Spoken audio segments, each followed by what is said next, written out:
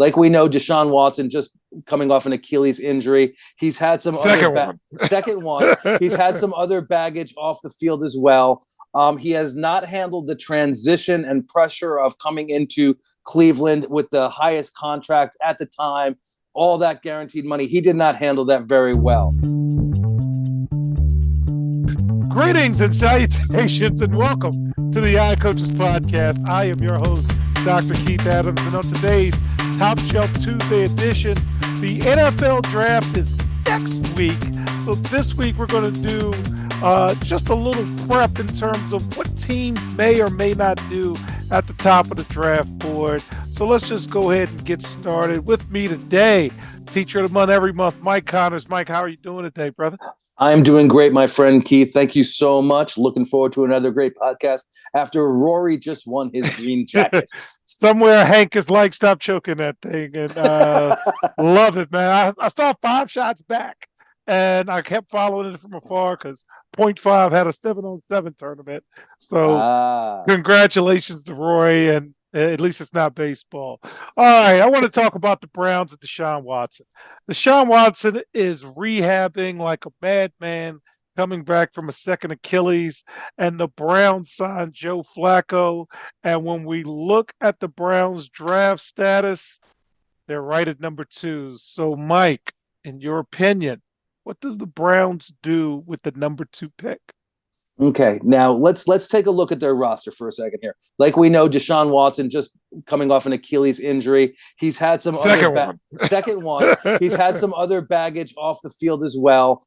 He has not handled the transition and pressure of coming into Cleveland with the highest contract at the time, all that guaranteed money. He did not handle that very well. So that being said, the Browns went out and signed Joe Flacco. When I was a freshman in high school, Joe Flacco was a senior in high school. So he's about 73 years old right now. And they also, I didn't realize this on their roster, they have Kenny Pickett out of the Pittsburgh University. The small hands guy, right? The small hands guy. Now, he's a third-year player this year coming up. So he could be something. I mean, he came out very highly touted as a possible NFL quarterback. He was not someone that was looked at to be a career backup. So I haven't seen him play. I don't think many people have. So they do have a possibility on their roster of someone they could build forward with.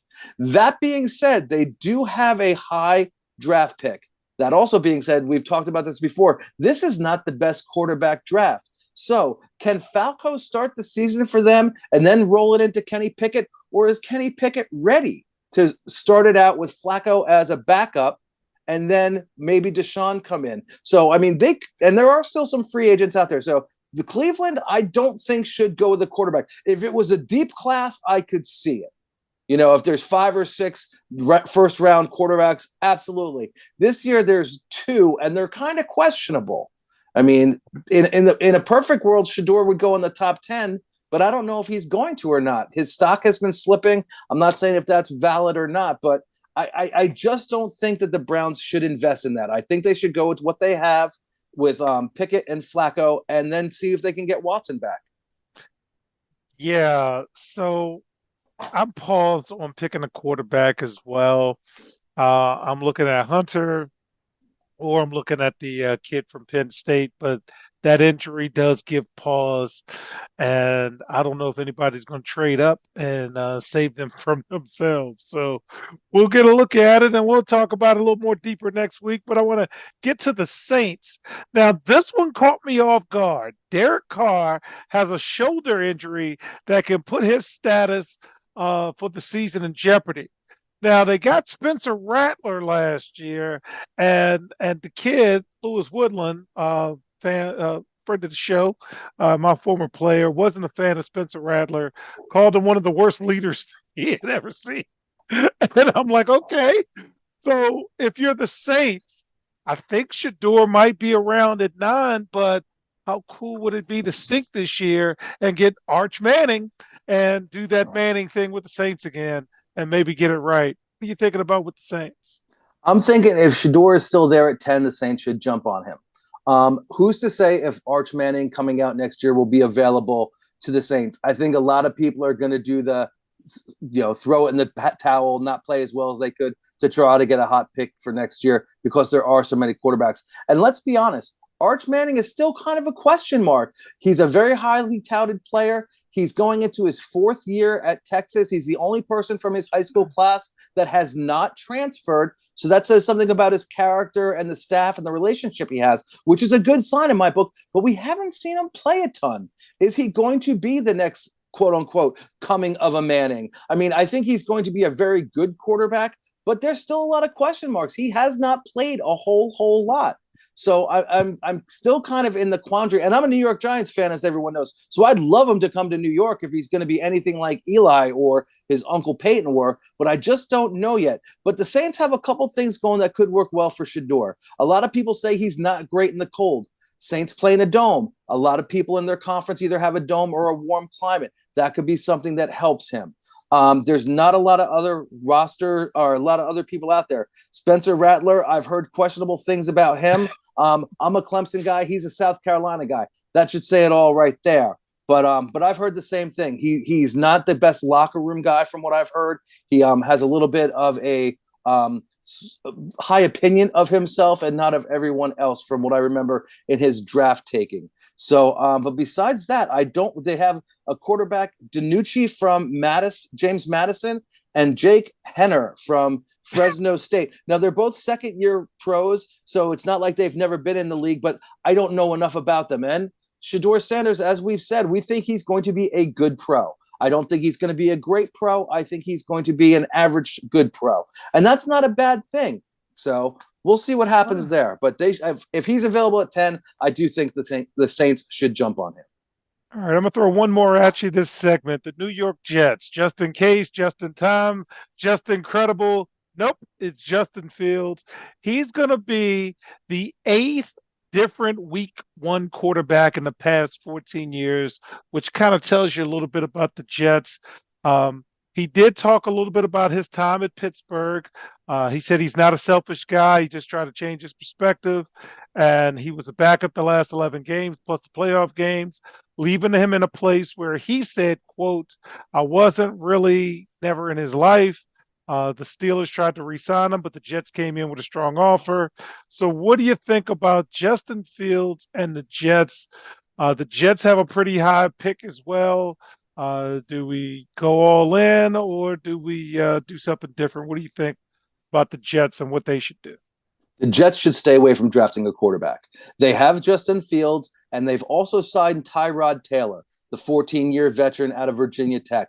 He is a great quarterback room guy. You're not a quarterback in the league moving from team to team for 14 years if you're not a good leader. Is he a great starting quarterback to build a team around? No. But I think Justin Fields could be. He comes in highly touted. He got a bum rap in Chicago. He kind of fell into the wayside in Pittsburgh. So he's kind of been in the middle there. I think the Jets need a steady quarterback. They have not had one in a long time. So I think that if they can build around Fields with Tyrod Taylor as a backup in the room to kind of mentor him and help him through things and adjust to New York, because let's not forget, New York is a different animal. There's been great athletes in almost every pro sport that are excellent in Arizona or excellent in California, and they come to New York and they get eaten up by the 24/7 hostile media coverage. So New York's a different animal. So I think having Tyrod Taylor in the room can help Fields. And Fields isn't a rookie, so he's been around a little bit. He has the potential. And I think with the new regime coming in here with the Jets, it could be a good home for him. I'm hoping it is. I have not heard any bad things about Fields. I don't know much about the Jets' new coaching staff other than he's a former player for the Jets and a couple other things, but I don't know his philosophies yet.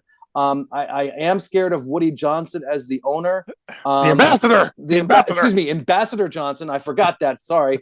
I mean, he was voted as the worst owner in the NFL by the NFL players in his own locker room. And he came out and basically, as a Trump supporter, said, that's fake news. That's not a real survey. That was all over sports talk radio here and the tabloid sports pages. So, I mean, he's just a nightmare. The best thing that could happen for Jets fans is he gets another ambassadorship and leaves the country again. So, but no, I think the Jets should stay away from a quarterback and look for either a stud lineman, offensive or defensive, for their pick. All right. So, fans, when we get back in segment two, we're going to go to some more established situations. Kind of, sort of, not really. We'll be right back on the Coaches Podcast. Hi, everyone. Dr. Keith Adams here. And for over 30 years, I've dedicated my life to helping student athletes succeed, not just on the fields and the courts, but in the classroom and beyond. And that's why I founded the CKA Save Project. The CKA Save Project understands that finding the balance between academics and athletics is crucial for long-term success. That's why the CKA Save Project offers a range of programs, including personalized consulting, mentorship, and coming in 2027, our innovative Gap Year Basketball Academy designed to assist both young men and women reach their full potential both on and off the court. I'm incredibly excited to announce that the CK Save Project is now partnering with the Cascade Sports Network. This partnership will allow us the opportunity to amplify our message and reach even more student athletes through the Odd Coaches podcast and other exciting initiatives. Join the CKA Save Project and the Cascade Sports Network as we empower the next generation of student athletes. Visit CKA on the web at www.ckasaveproject.org to learn more. Let's work together to find the balance and help unlock your potential. Welcome back to the Odd Coaches Podcast in segment two. I want to go to Seattle. There's a backup quarterback there named Drew Lock. So Drew Lock is now there. Mike, I didn't know Drew Lock was 28. Wow, because I remember him. He returned to Seattle after spending last season with the Giants. He spent 2 seasons before that in Seattle, backing up Geno Smith. Lock's return as a potential backup to the newly acquired Sam Darnold leaves Sam Howell's future in question. If you're Seattle, what direction are you going in? Sam Darnold, Sam Howell, Drew Lock. How's that quarterback room sound to you? Oh, having been a New York area guy, Sam Darnold still gives me a little bit of the heebie-jeebies after seeing him with the Jets. But we all have to remember that he was with the Jets. And I hate that I always pile on the Jets because my best friends are all Jet fans up here and they threaten bodily harm on me. But the Jets did nothing to help Sam Darnold. Now, Drew Lock came into the Giants, and I can't tell you if he was a great signing or not, the limited amount of time that we saw him. I mean, I know he was an older player coming out of college. I think he has good tools, but I can't tell you from not having seen him enough. I mean, the Giants signed him to be a backup. He got hurt in the preseason. That's why we had to bring in DeVito, Joey Cutlets to play. And he's not a pro quarterback. I mean, he's a scout team guy who just fell into a good situation. He grew up 10 minutes away from Giants Stadium. They signed him. People loved him. They weren't winning anyway, so why not put a local kid in? That's a good story. But the Sam Darnold in Minnesota last year proved he can play. Now, that coaching staff obviously worked very well with quarterbacks, tailored the program on offense to work with his skills. Now, with Seattle, hopefully they could do that after seeing what he could do in Minnesota for a year. And God bless Sam Darnold. He's never said a bad word about the Jets that I've heard. You know, he's been a classy player. He's never thrown anyone else under the bus. And the vision I'll always have of him in my mind is going into the locker room after week like 13 or 14 in Minnesota last year and them dousing him with water bottles and jumping up and down like he just won the Super Bowl. So he's a team guy. You don't get a reaction like that as a first-year player if you're not a team guy. So I'm hoping that Seattle rallies around Sam Darnold. Locke could be a great backup, okay? Giants signed him to be one. You know, I don't think he has starter aspirations. I don't know if he has the tools. And like you said, he's a 3rd or 4th year player at 28. So his shelf life as a starter isn't that great if he's not going somewhere specifically to be a starter. And I don't know any team that would sign him to do that. So I think those two going forward as the number 1 and number 2 quarterback could be very successful. Yeah. All right. So we're going to go to San Francisco. And one of the things I am known to say to all of you, and my tag team partner, Franchise Francis, used to get on me about that. But quarterback to me is the most overvalued, overrated position because it does so much to your cap. So when you've got San Francisco's situation with Brock Purdy going into the last year of his rookie deal, how much are you willing to go in? So if Brock, I would go half of the franchise tag, give him 40, something like that, and I'm good with that. But I can't overpay for Brock Purdy. Talk me off a ledge. Sorry, Fowler, and I can't pay for that guy the way he thinks he wants to be paid. And God bless him for wanting, the bag. Go get the bag, but I don't think I can give it to him. What do you think, Mike? One of the most appealing things about Brock Purdy in the league right now is he's playing on a rookie contract still.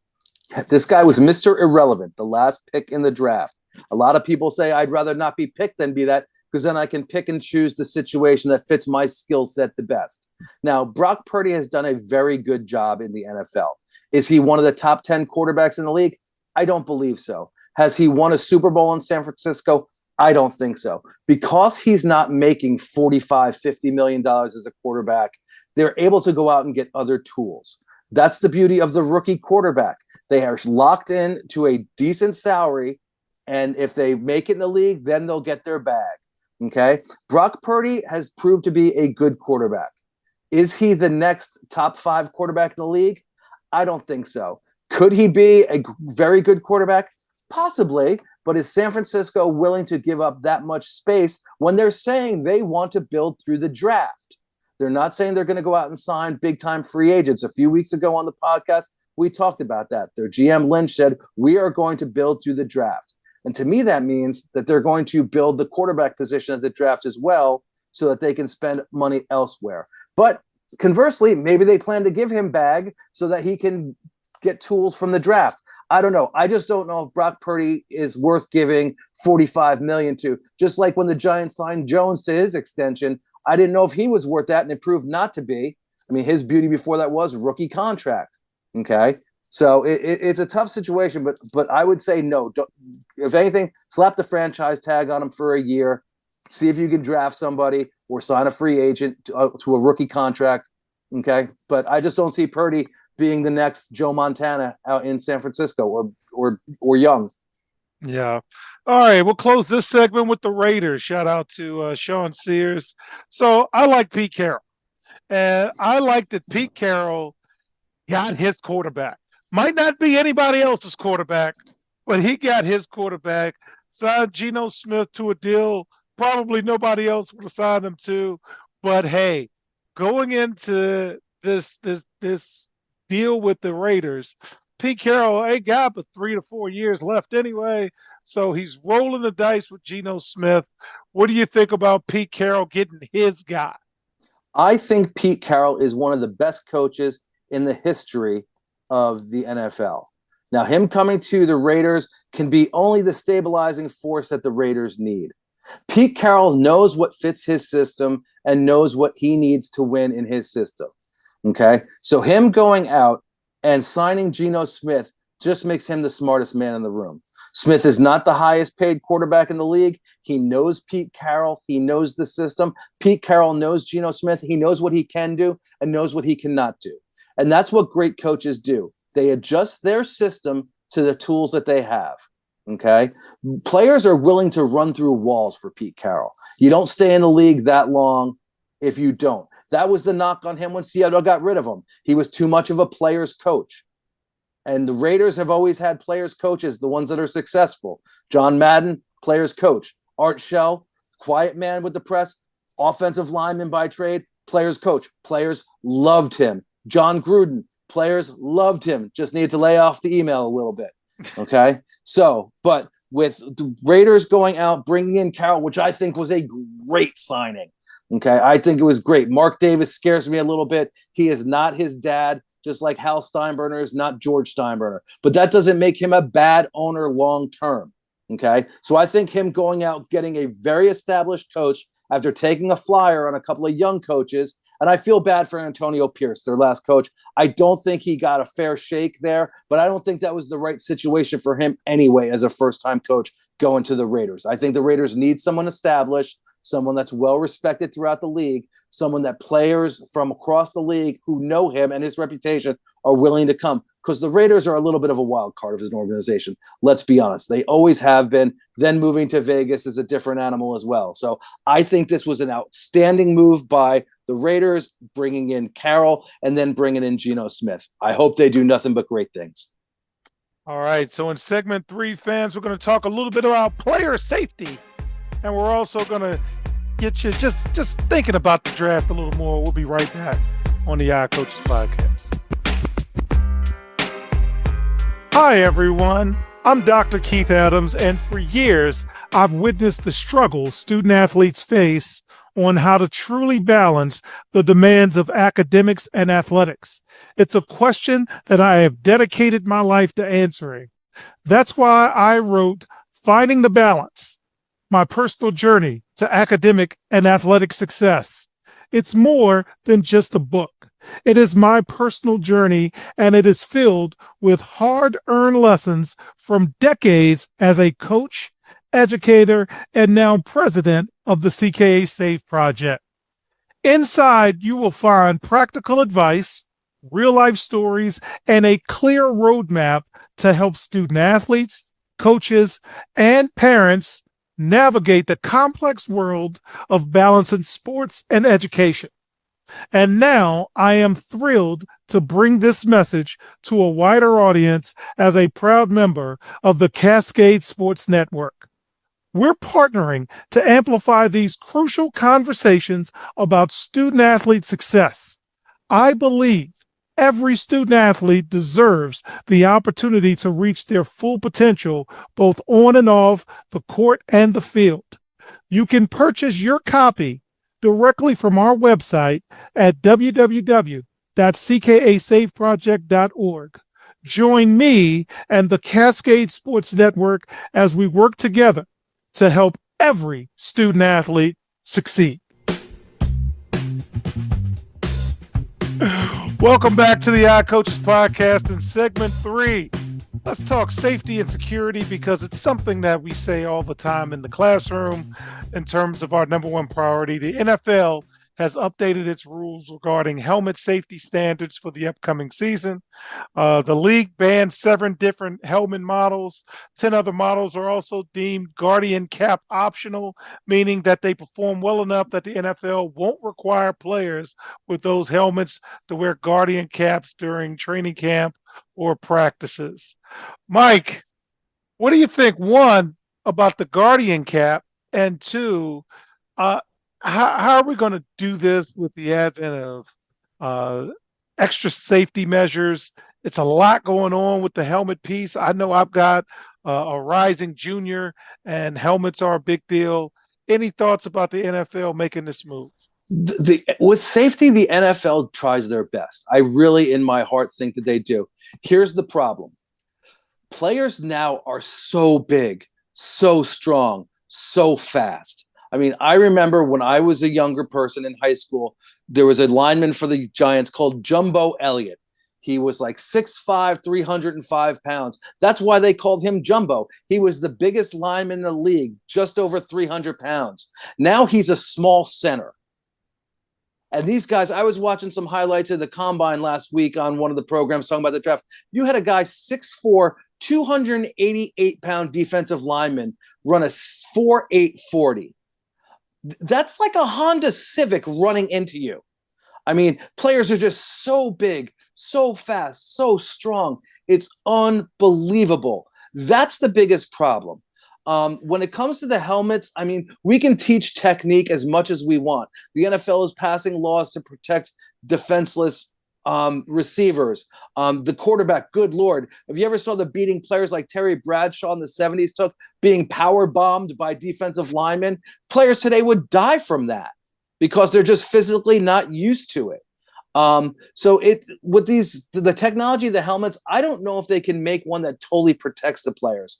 The Guardian Cap, for those of you who don't know, the Guardian Cap is something they put over the helmet, and they look like briquettes all over it that are padding to give additional cushioning to the head. Most teams use it in practice all the time. Last year, the NFL started allowing players to choose to use it during games. I could see it being a mental thing, kind of like early in hockey when goalies, now you can wear a mask if you want, but they haven't worn them for 30 years. Is someone going to wear the mask? Oh, he's not a real player because he's wearing a safety thing. It's time to put the egos away there. And if you think you need that extra protection, wear that extra protection. The studies that we have on CTE with brain injuries is terrifying, just terrifying. The havoc that this injury and illness that comes from those injuries is coming forward with new technology. When we look at the brains of these players who have passed at young ages, sometimes from tragic means, to see that their brain has been ravished because of injuries. I don't know what else the league can do. I've heard people that I know from football talk about, we'll take face masks away and just give a single bar so they can't lead with their face. I know as an offensive lineman, we were taught to dig our forehead into the chest of a player that we were blocking so we could get our body into them and move them. So I don't know how well that would work, but it's just, I don't know how else we can protect these players because they're just so big, fast, and strong these days. Yeah. All right. So fans, the NFL draft. So when is the draft? Round 1, Thursday, April 24th, beginning at 8 p.m. prime time.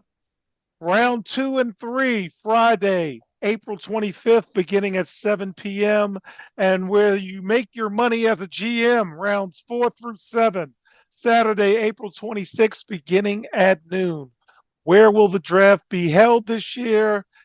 Green Bay, Wisconsin, and the lot surrounding Lambeau Field, Titletown, and the Rush Complex. Mike, if the draft was near you, is that something you would want to go to as a bucket list item? I have been to the NFL draft in the past. It used to be held at what was called the Felt Forum back in my day, but then it was the theater at Madison Square Garden. The last year I went was when the Giants selected Wisconsin running back Ron Dane with the 11th overall Wow. pick. I don't remember if that was the number pick. I was just making that up. But it was a lot of fun to go to. You never realize the chaos that goes on behind a live broadcast until you see Chris Berman screaming and berating at people when the cameras are off and then kissing babies when the cameras are on. So I thought it was fun to go to a couple times when I was younger. Now you couldn't pay me to go to it. The cool thing about the draft is a city that can't get a Super Bowl, this is like the next best thing because there's no way a Super Bowl is going to go to Lambeau Field. Okay, Yeah, it but just at doesn't least have the seating. You just get the draft. I know DC's lobbying for a Super Bowl with the new stadium coming, hopefully. But if they don't get that, I can see them going to I mean, think about the National Mall and the NFL draft and all of the monuments in the background and all. That's a heck of a visual. So it's a celebration of the league. It's kind of like the All-Star game in Major League Baseball. I mean, the Pro Bowl is no longer a football game. It's now Battle of the Network Stars. It's just ridiculous. So this is a way for the NFL to spend 3 days celebrating the game and introducing its new players. When the baseball league does a draft or hockey does a draft, I mean, they get minor mention on SportsCenter.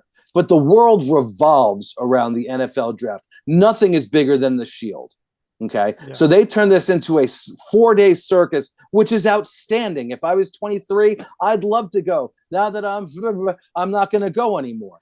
But like you said, we talked about this a few weeks ago with Tennessee. They hosted the draft. Could that be a way for them to ease them into? See, we can host big things. We can host big things, and it's a great city, a great market for it.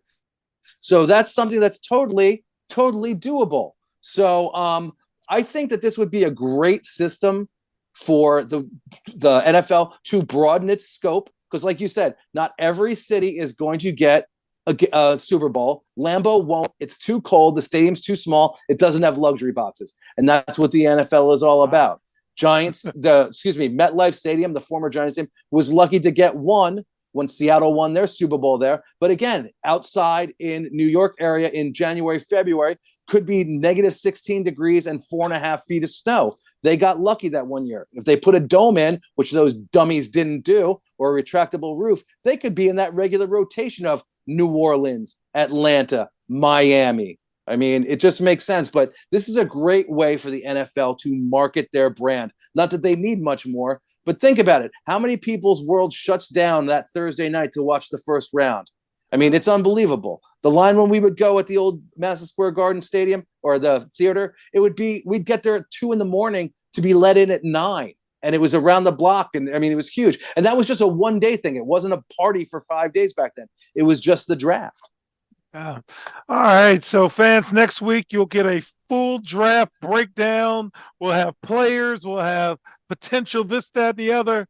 But this is fun, man. I appreciate always having Connors with us. So on behalf of our Teacher of the Month every month, Mike Connors, I'm Dr. Keith Adams saying thank you for listening and or watching the Odd Coaches podcast, also seen on the Cascade Sports Network. And we will see you on the sidelines. Until next time, take care. The Odd Coaches podcast is sponsored by the CKA Save Project. The CKA Save Project is an industry leader in providing student-athlete academic and athletic support. From assessing student-athletes' academic and athletic skills to measuring and monitoring student-athlete academic progress to improving student-athlete time management and organizational skills, the CKA Save Project provides wraparound services for student-athletes from middle school through college.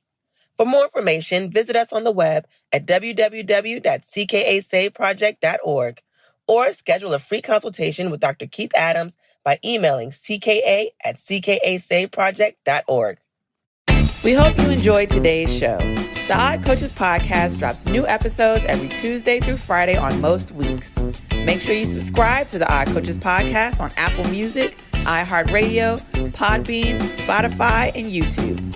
Follow the Odd Coaches podcast on Twitter and Instagram at Odd Coaches. Follow Dr. Adams on Twitter and Instagram at CKA Save Project. In addition, follow Coach Mike Francis on Twitter and Instagram at Coach Franchise, spelled Coach Franchize. For more information about the CKA Save Project, please visit them on the web at www.ckasaveproject.org. See you next time on the Odd Coaches podcast.